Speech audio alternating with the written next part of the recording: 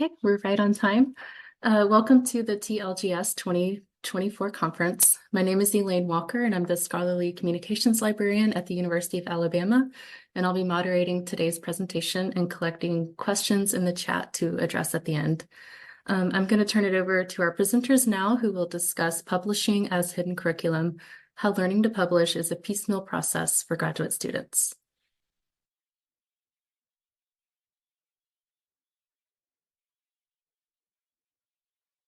Thank you, and welcome. We are excited to be able to talk with you today, but we also want to hear from you. So the very first thing we are going to do is an icebreaker using Padlet, because that's the platform that we'd like to use. And we'd like you to visit the first link that's in the chat and share with us either a song or a lyric that represents your current feelings about publishing.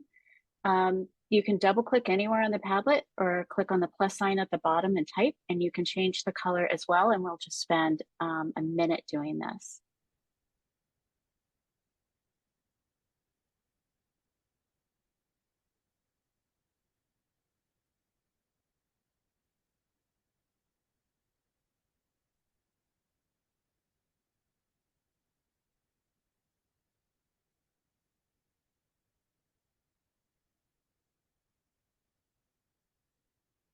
And you can see the plus sign in the bottom here.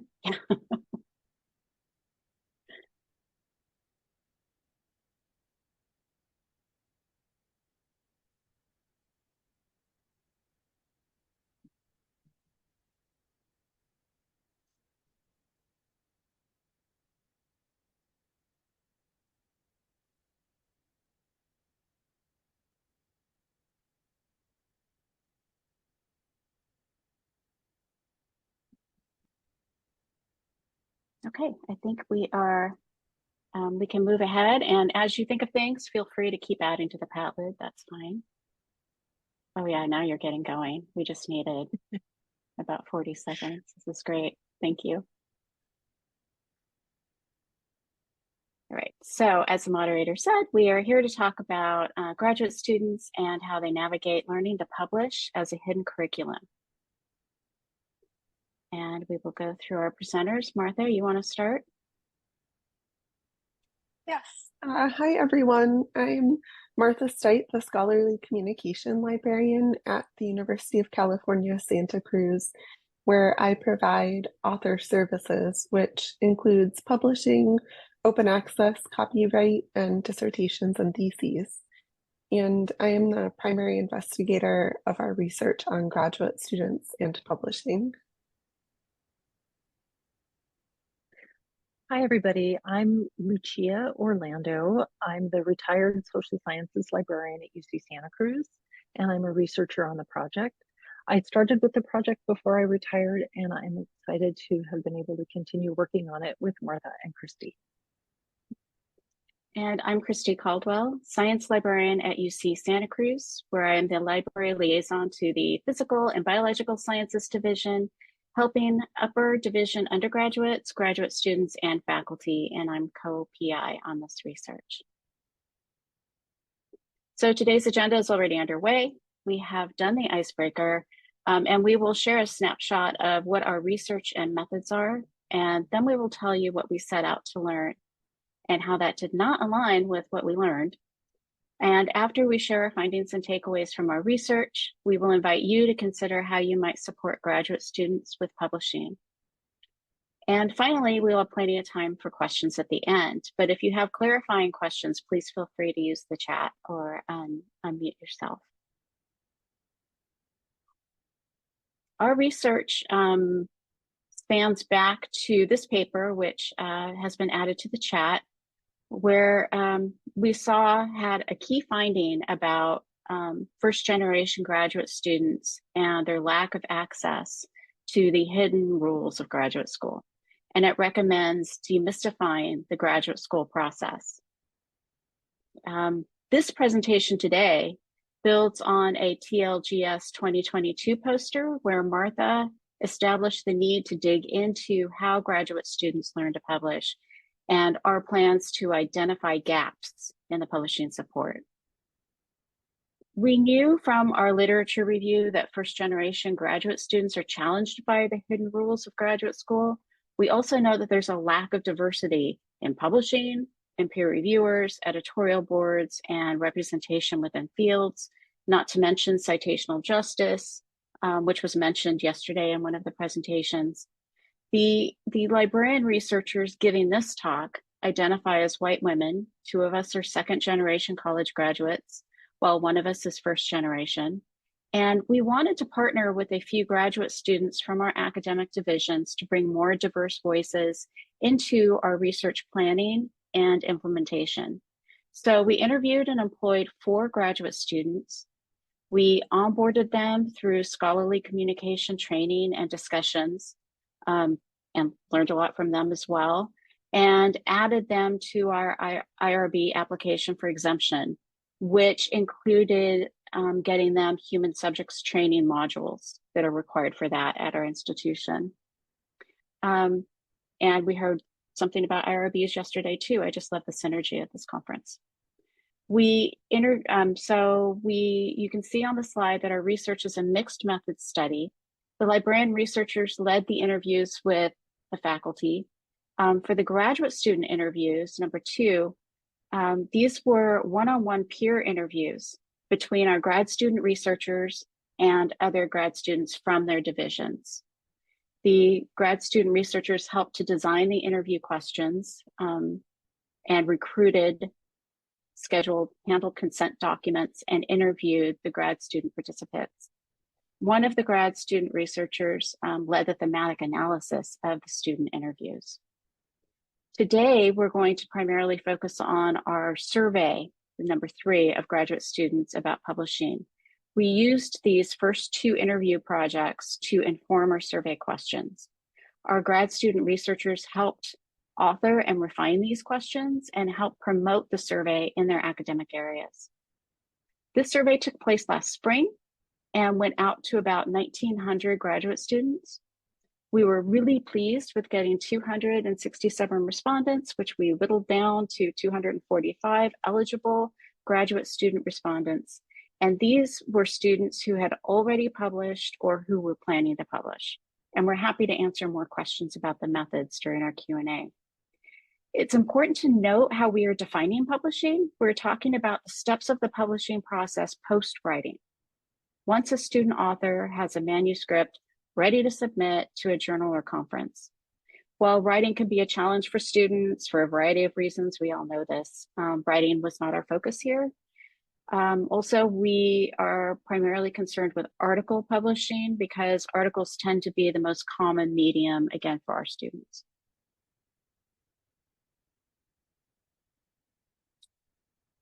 So what we set out to find, we had a lot of burning questions about how graduate students learn to publish, and we narrowed it down to questions that asked about topics faculty advisors cover with students, what graduate students want to know about publishing, and what gaps there are in between. We thought or hoped that we would learn where the gaps are, such as a strong need for support in 1 or 2 areas of publishing. But this isn't what we saw. Instead, we learned how publishing is a hidden curriculum of graduate school, which takes us to a discussion question before we share our findings. There is a link in the chat to the next Padlet. We want to know from you, have you encountered topics or skills that are part of a hidden curriculum of graduate school? And let's talk about what our perspectives are on this topic. You can add something, it can be something broad, like a broad definition of how you view hidden curriculum, or it can be a very specific skill that you've noticed needs to be called out more.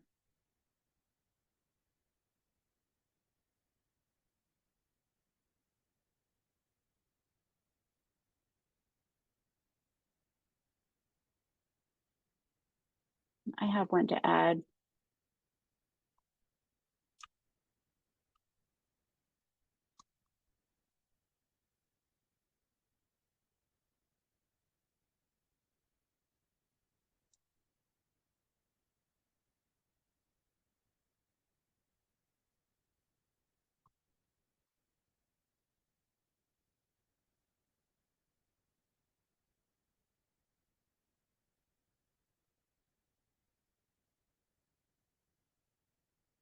cultural shock for new international students. We find that true as well. And there was a survey a few years ago where they discovered that international students were extremely dissatisfied with their experiences on campus, and we've been working on that ever since. I doubt that I have a feeling that that's probably similar at a lot of institutions during and post-COVID.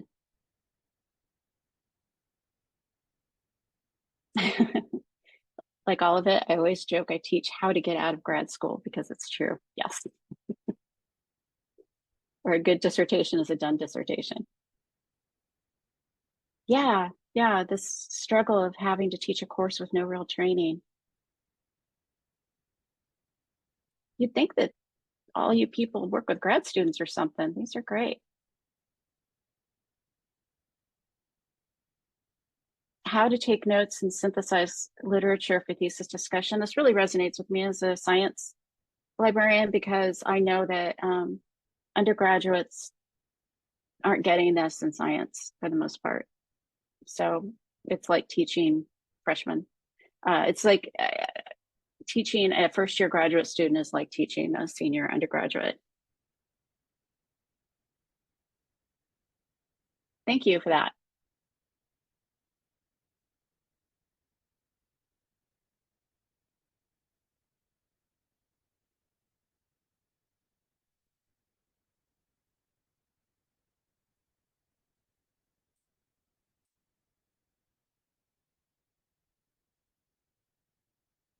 So we told you what we set out to find, but this is actually what we saw in our data.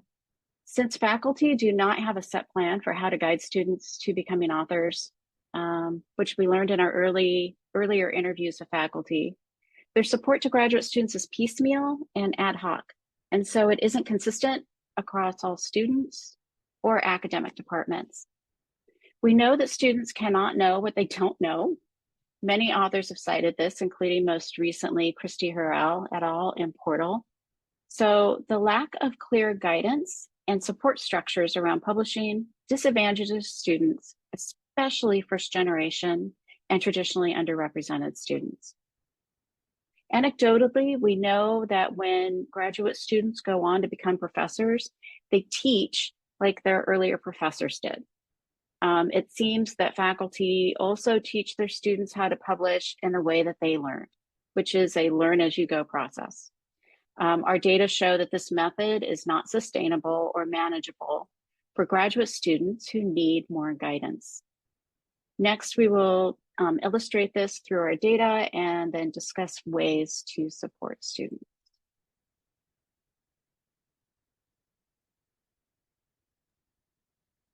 Yeah, so I am going to talk about our findings, and I've got 8 sections of findings for us today, starting with our findings on why do students publish? One of our survey questions asked about students' motivations for publishing, and we thought this would inform our understanding of how to best support students by knowing whether their motivation was extrinsic or intrinsic. And we'd assumed that it would be extrinsic. But we learned that students are primarily motivated by career advancement as a researcher/scholar, which could be either extrinsic or intrinsic. Since we had also listed potential employer as an option, but their potential employer got far fewer selections, we see their top choice of career advancement as intrinsic, likely reflecting their own ambitions or career aspirations.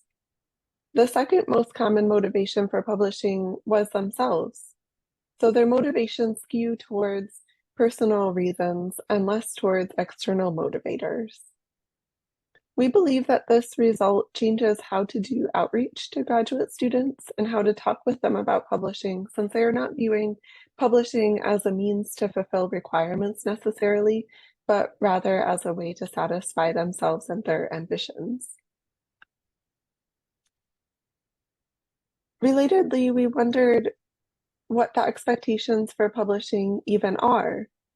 How many papers do grad students need to publish? Where do they learn about how much they are supposed to publish?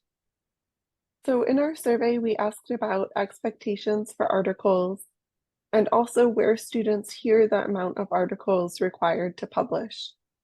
And the next two slides will show these results. It turns out that the number of papers expected is all over the map. A third of our graduate student respondents have not even heard how many papers they are supposed to publish because they chose no number given. Perhaps that means that they have some leeway in how much they publish, but it also can be easier to succeed when you know what you are aiming for.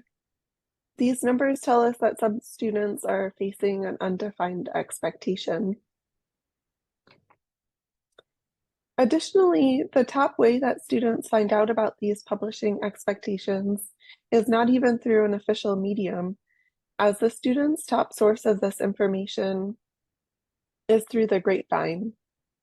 This approach leaves knowing publishing expectations up to the chance of whether a student talks with others about how to publish, about how much to publish, which isn't really equitable.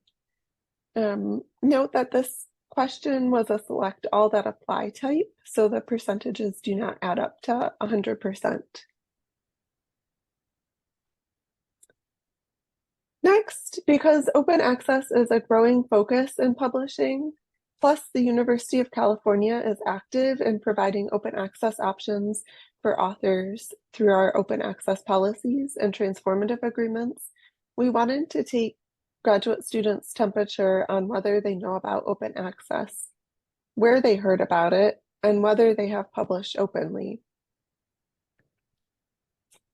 Interestingly enough, a huge percentage of student respondents, here you can see 80%, said that yes, they are familiar with open access.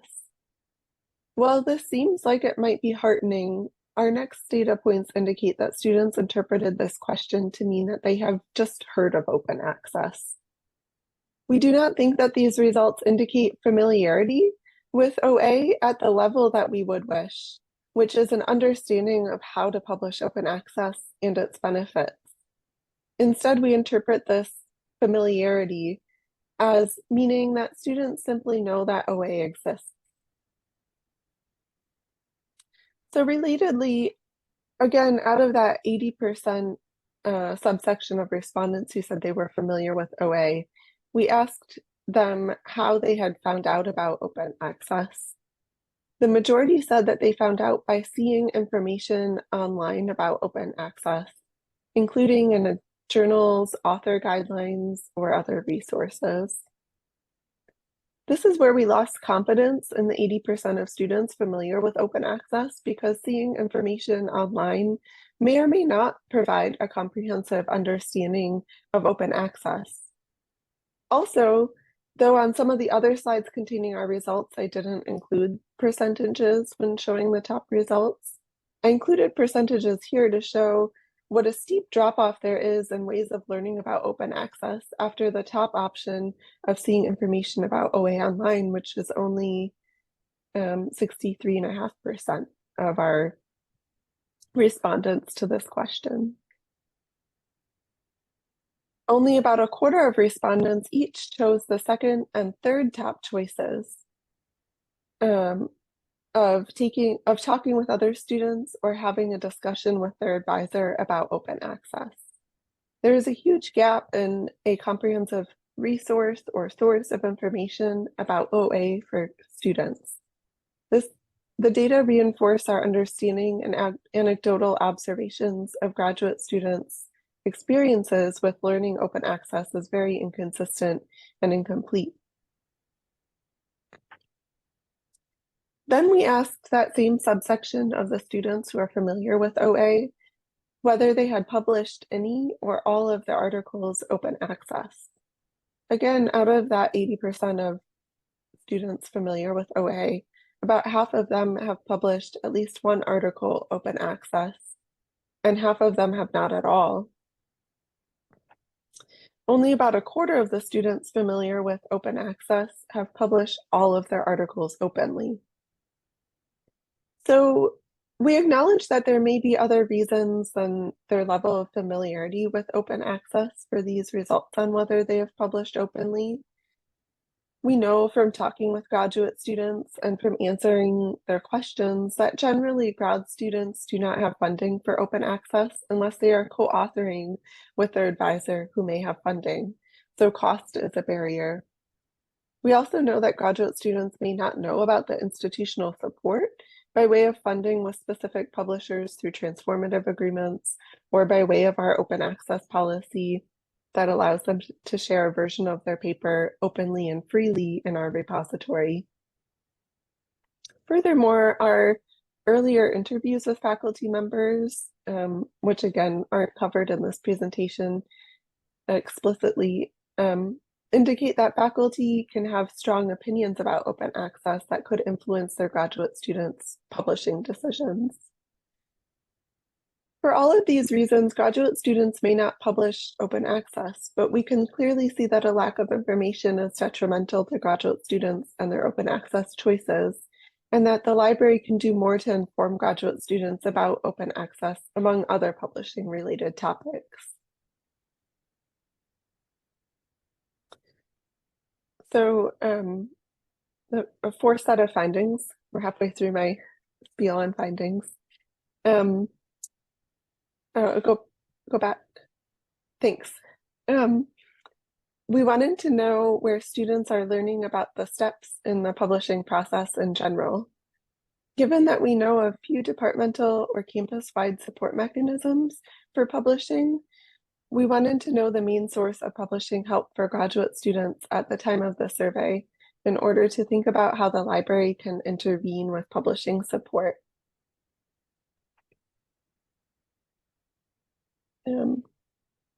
So students reported that their advisor was the most common source of publishing support, but 30% of students who answered this question did not select their advisor, which is a major source of disciplinary expertise. The other sources of support are all below 50%, and very few students chose workshops, which includes library workshops on publishing, despite our best efforts at advertising our own.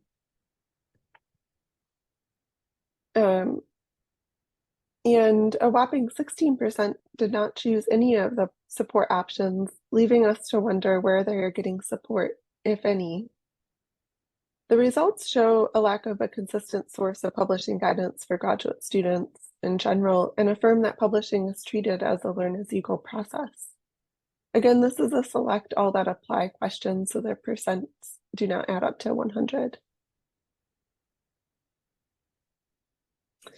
Since we already know that students turn to their advisor for publishing advice, we asked the graduate students whether their own advisor talks with them about publishing and what publishing topics that their advisor does cover with them.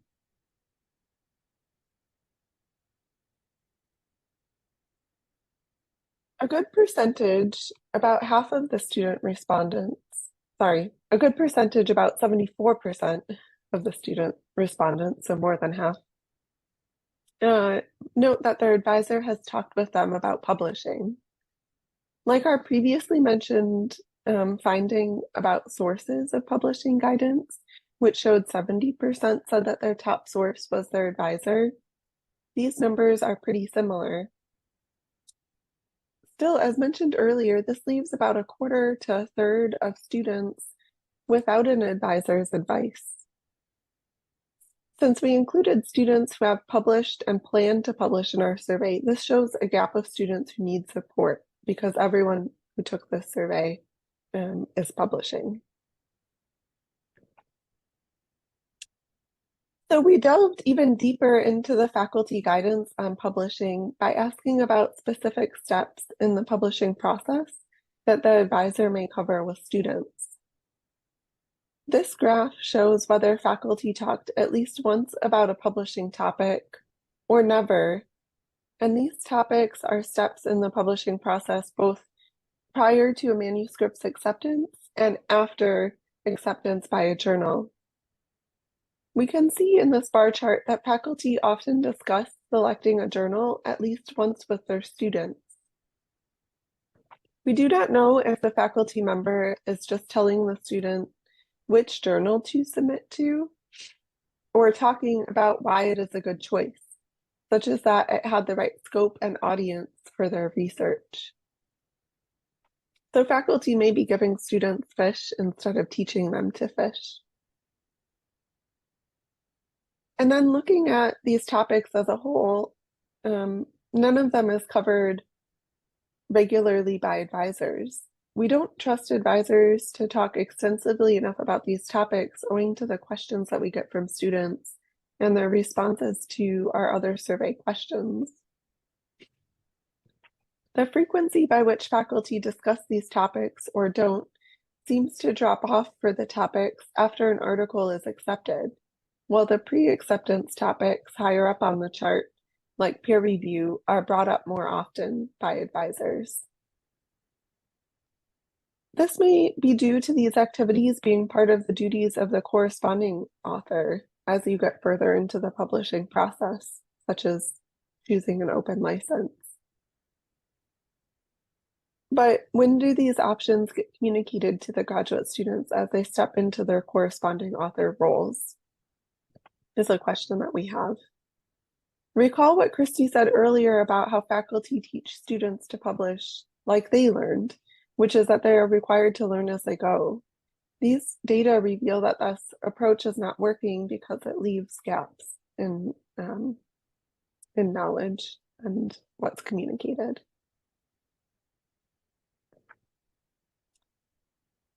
With that same set of publishing topics that we asked about faculty coverage, we also asked students what steps in the publishing process, both pre-acceptance and post-acceptance of an article, that they wanted more information about. Before showing you the top topics that students wanted more information about, we wanted to show you the full list of options that we gave them. The left column has the pre-acceptance topics for an article, ranging from evaluating a journal to knowing my ORCID ID. And the right column shows post-acceptance topics for an article, including understanding copyright and knowing versions of my article and promoting my article online. You might notice that these topics seem familiar, and they are the same topics that we asked them whether their faculty advisors covered with them or not. This time we're looking at whether students desired more information about these topics.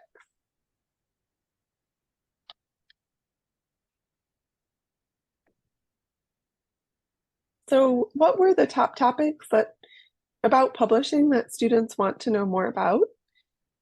The question and the results are divided into the publishing stages prior to a manuscript's acceptance, top row, and after an article's acceptance, second row. For the pre-acceptance topics in the top row, students' interests align with the questions that we often receive about publishing, such as how to respond to peer review feedback. While peer review feedback often has to do with the content of the article and seems like a topic on which students need disciplinary advice from their advisor who is close to their work, students still want that information. And we see the same thing with the stage of selecting a journal for my research. Interestingly, these top topics reveal gaps in students' knowledge as well by what they chose. For example, in the post-acceptance topics in the second row, students rated the open access policy at our university really highly in terms of wanting more information. It's the second top post-acceptance topic. But they rated sharing the articles openly in a repository, which goes hand in hand with the OA policy, with about half interested and half not. So it didn't make these top 3 post-acceptance topics on this slide. This shows that they may not grasp the distinctions and connections between the policy and the repository and might be reacting in part to the language of some of the options that we gave them.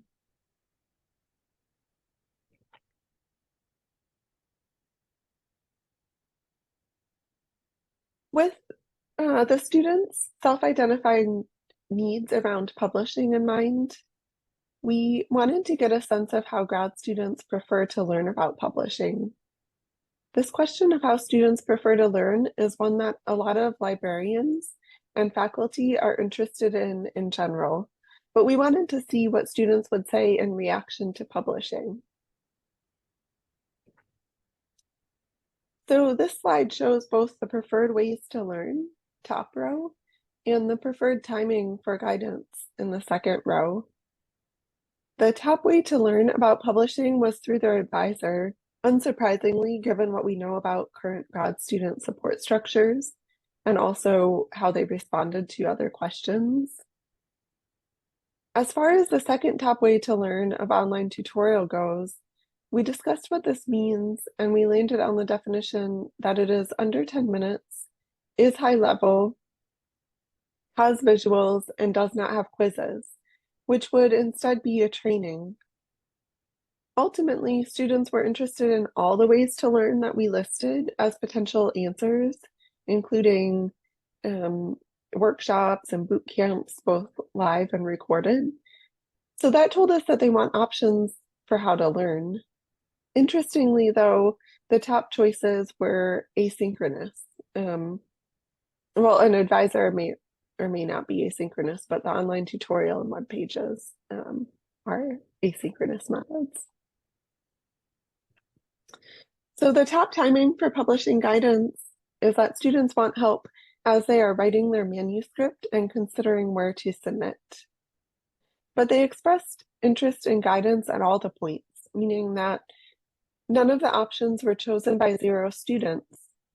Given that we know that students publish early, perhaps the best timing is before they start writing, with support throughout the process so that they know what they are getting into.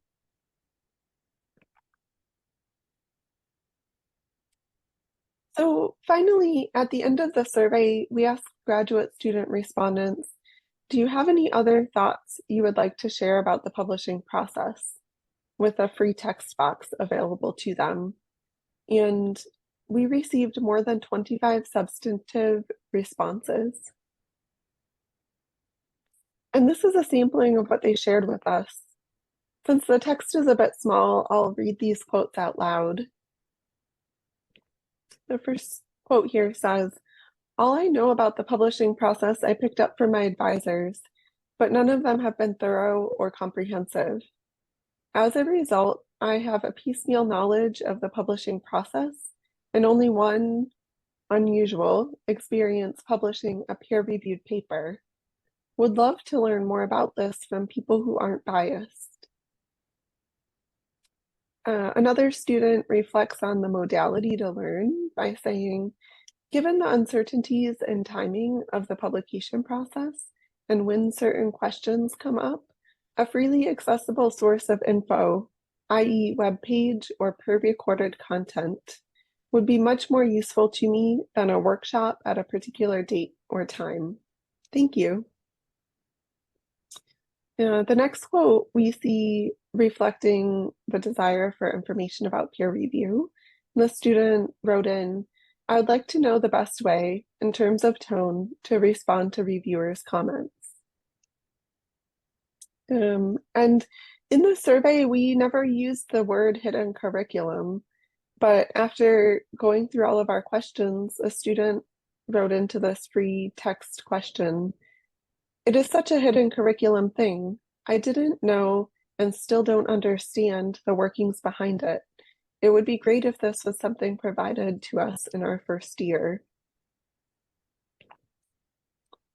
And yet another student reflects on the modality of learning about publishing by saying, "I'm realizing it would be good to have a course on the basics of publishing since it is the bread and butter of academia. Seems like it should be taught more." And last but not least, a student expresses their emotions about publishing by saying, "I'm very nervous and anxious about the whole publishing thing. We are told we need to publish by our department, but they don't give us any guidance or information about how to do that." So we found these quotes to be really powerful in terms of what the students wanted to say about publishing. And our goal all along with our research was to identify practical approaches to supporting graduate students in becoming new authors and all of the graduate students on our campus. Since we know from our survey that they need more comprehensive support throughout the publishing process, we are now incorporating our findings into our interactions with students. One way is through our graduate student newsletter, where in the recent winter quarter edition, we highlighted the library's publishing support through answering email questions or having Zoom consultations with me as the Schoolcom librarian through this item that you see on the slide. You can see a screenshot of that section of the newsletter here. I constructed this newsletter item by centering student voices through quotes from our survey, such as the one that says, "How and why to publish can be a black box," or a student that says they missed a publishing opportunity because they weren't sure about the process. And also a first generation student who says they're left on their own to figure things out. So we wanted to show that we heard their concerns and are available in several ways to help. Additionally, we're using these findings in instruction, such as showing quotes to generate discussion in orientations and classes. And I'm planning more asynchronous materials on publishing for graduate students so that they can access them at the point of need. So I'm going to turn it back to Christy for an activity. Yes, so what we'd like to hear from you are some of the ways that you might support students that also demystify the hidden curriculum. Some of you are well on your way to having these strategies, and some of us are still just thinking about what these strategies might be. If we could share in the Padlet with each other, I think that would be useful.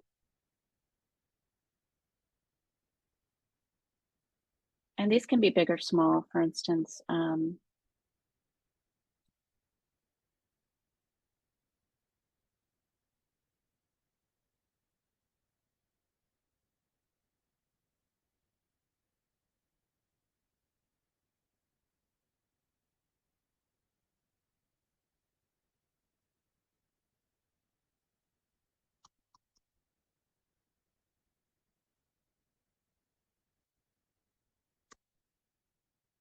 So this doesn't, what I was trying to say, typing in front of everybody, is that I think that grad students are told that they need to be in charge of their own education in some ways. And what the quote I hear from them is, "I'm supposed to figure this out on my own."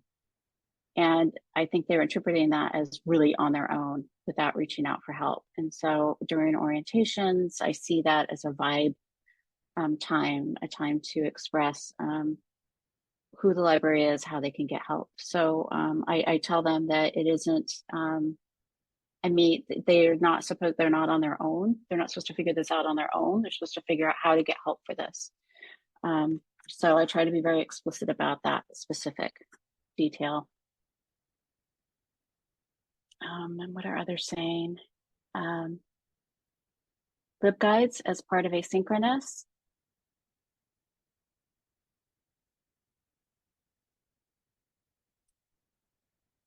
Promoting transformational agreements.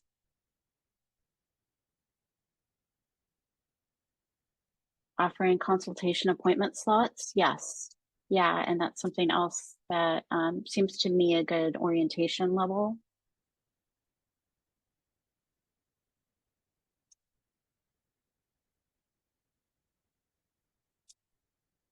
So video on retractions, that's such a great idea. And yeah, I love that idea. And I know that there's a poster on asynchronous materials. I think the multimodality issue of our research proves that they really need that kind of asynchronous help.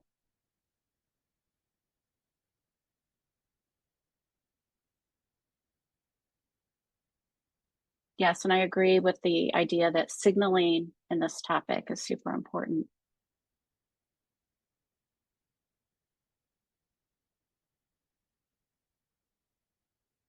This is awesome. I'm going to take a quick detour back to the slides for a moment and then go back to this and open it up for questions. I want to acknowledge our graduate student researchers, Andrea Estrada, Ksenia Ferd, Nico Kaplanis, and Kate Miller. They were fantastic partners to have in this research, and it really changed the way we think about doing research for the future. And the funding from our Library Association of the University of California that allowed us to be able to do this research, and UC Santa Cruz University Library that helped us fill in some gaps. And then the last slide are resources. So those will be available in our PDF. And back to the Padlet and questions.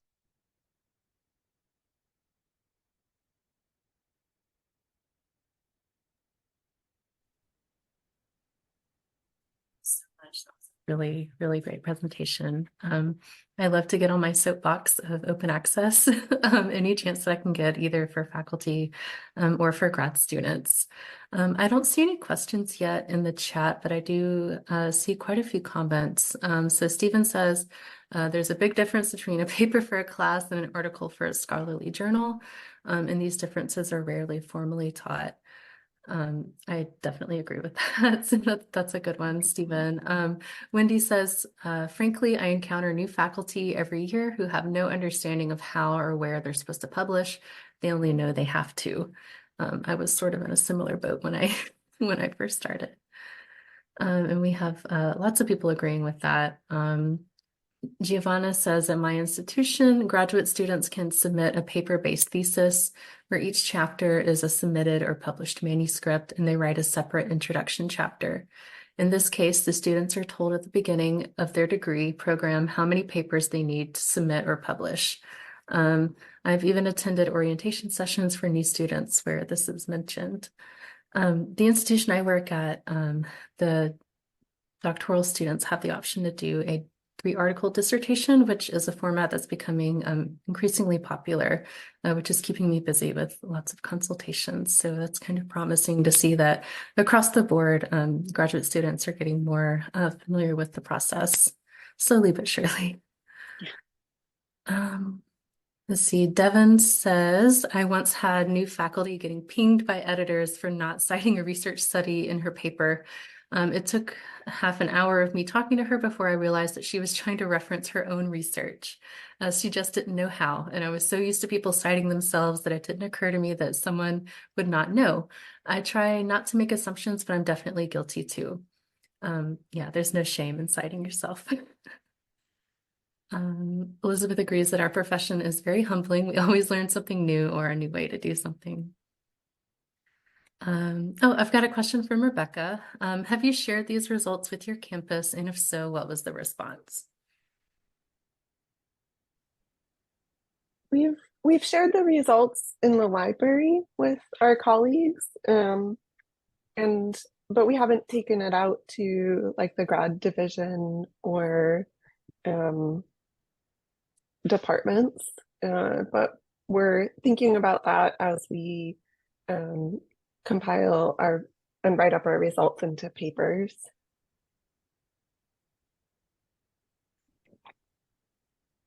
Question from Elizabeth.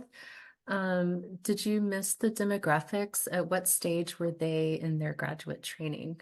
And apologies for missing that. Yeah, we didn't have a slide on that. Did you want to, were you about to say something, Martha?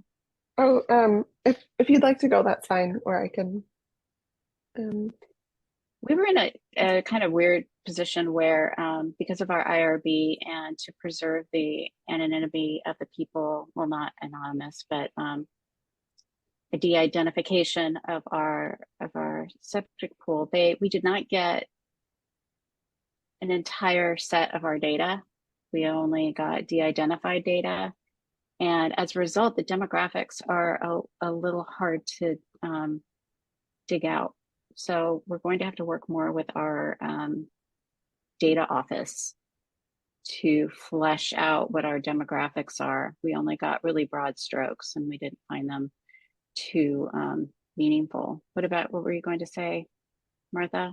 The other thing that I want to say is really important is that our campus does not capture whether graduate students identify as first generation. They only capture that data for undergraduates. And it would be interesting to go to your institutions and see if they capture that data. And if not, why? Because I think that would be really useful data to have, for instance, for our survey. Yeah, and I was just going to add that we know that our respondents are primarily PhD students. We don't, like Christy said, we don't have the stages because our data office had to collapse some categories to keep students de-identified. And so we reported the findings just as summary statistics in this presentation today.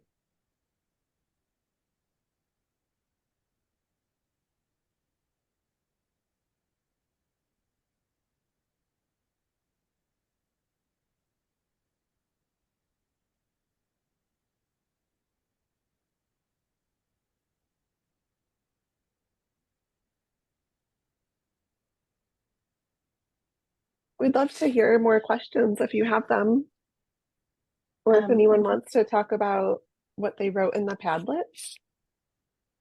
Roshan says that their institution defines first-gen grad students as, and the definition is important, right? Who are the first in their families to attend grad school. By this definition, you can be a first-gen grad student, but not a first-gen college student.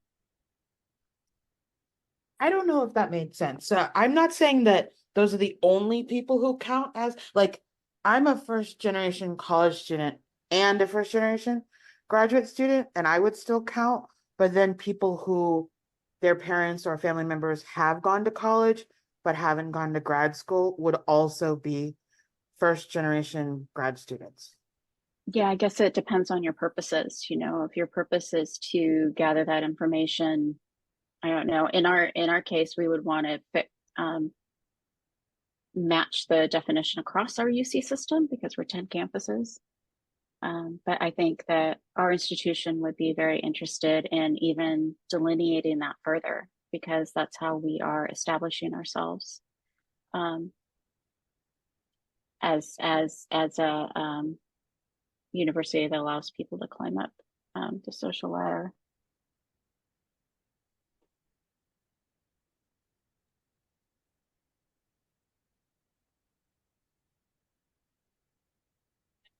That's good for them. I find distinction important, and I'm glad to see grad school called out versus only thinking about undergrad status. I'm sort of interested in seeing if anyone added any other song lyrics or song titles to the Padlet. Yeah, let's see. The presentation. I know sometimes it's hard to think of those things on the spot. Absolutely. I was really kind of impressed. Pay the man. Dancing in the dark, that fits the hidden curriculum. So does All by Myself.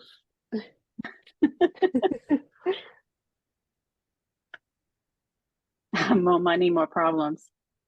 Yep. The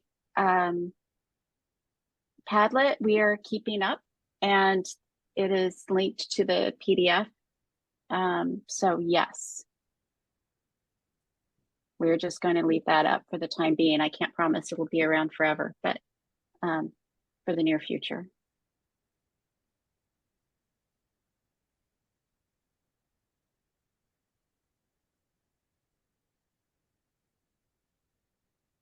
I was wondering if anyone had specific examples of the hidden curriculum.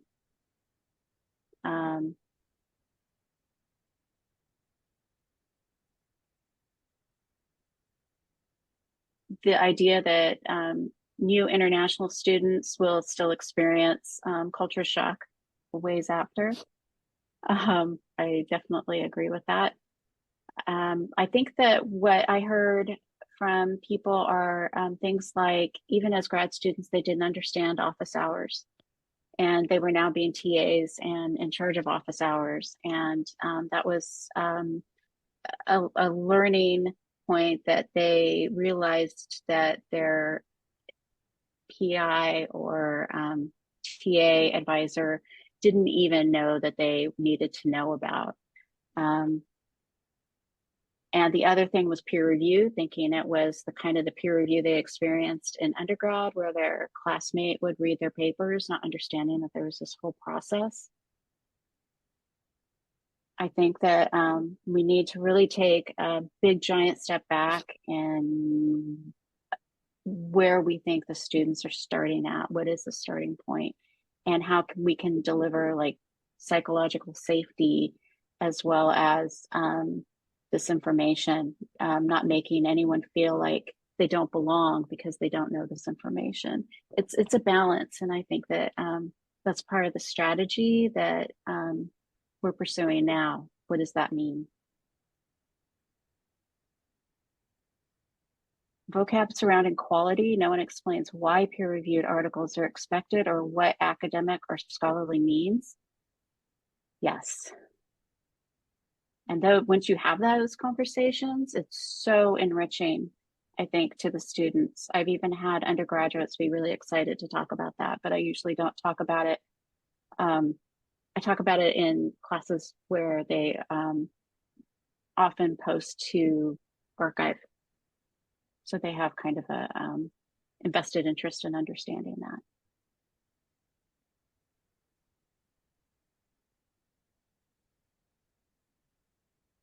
Asked if you all talked about predatory journals.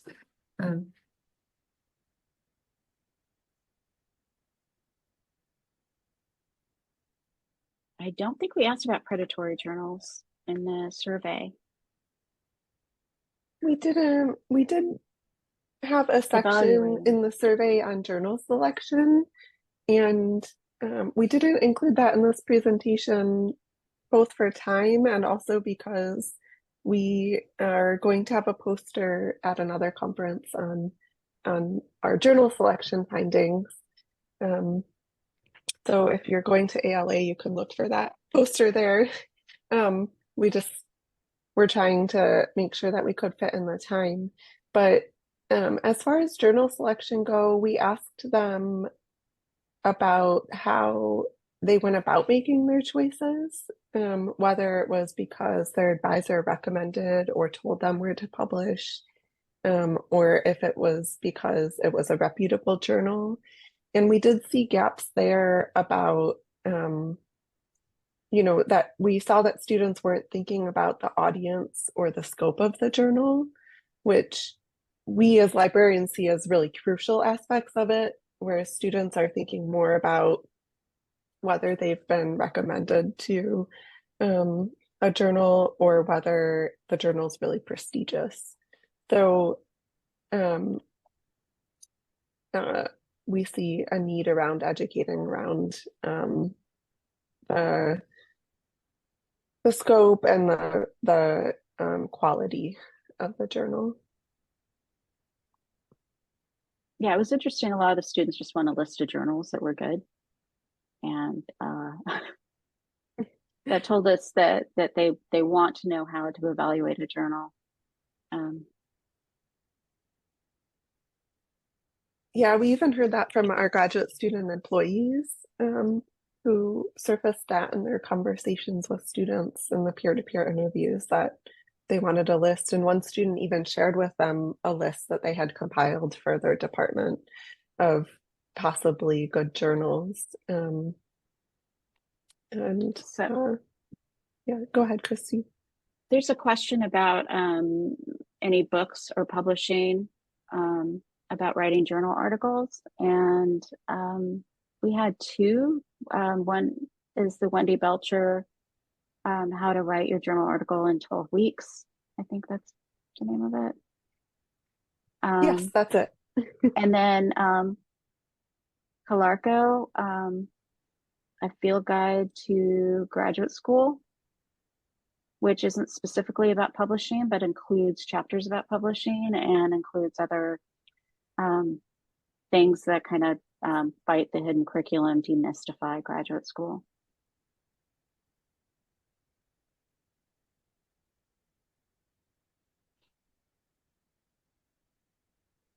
Otherwise, we might have like discipline specific things that we use in our instruction. Thank you, Elaine, for posting the Wendy Belcher book, and I think the Kelsaro.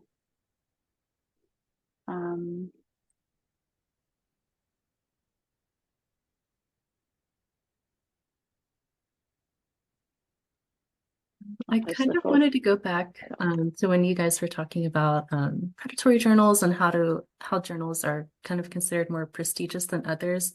I've heard of journals being described as like top tier or tier one journals. Outside of like the journal impact factor, is there like a standardized structure for the way journals are classified? So I'm not really sure. It's not clear to me what it means, like when saying a journal is top tier, tier one. I don't know if that's based on their journal impact factor or other factors that I might not be aware of.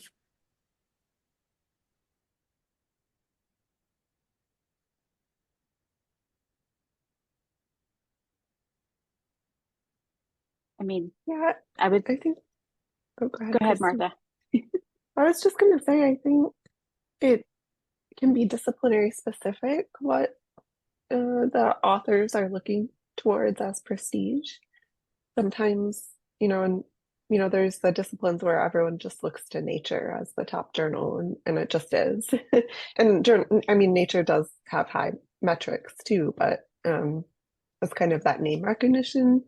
Whereas, other journals value, or other disciplines value certain metrics, H-index, journal impact factor, and I think it just varies so much. Especially, yeah, I know that's kind of a tough question. Rebecca says that kind of tiers term is maybe more related to JCR or Clarivate, so kind of a product associated term, I guess. yeah, as our impact factors though, and those are well used. I think it just depends on the discipline and the subfield even. Everybody has their, everybody has their, it's so discipline specific that you can see why faculty might have a hard time helping students evaluate a journal, because those are just the journals. These are just the 5 journals. You don't need to know why.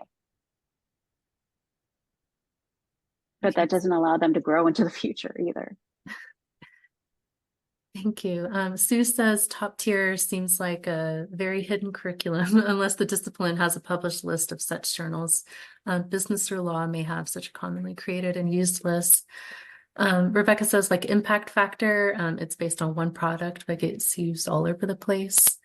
And then Devin says, I think that's another term people throw around, like it means one thing when really each discipline defines it differently. And weird that students are confused by that.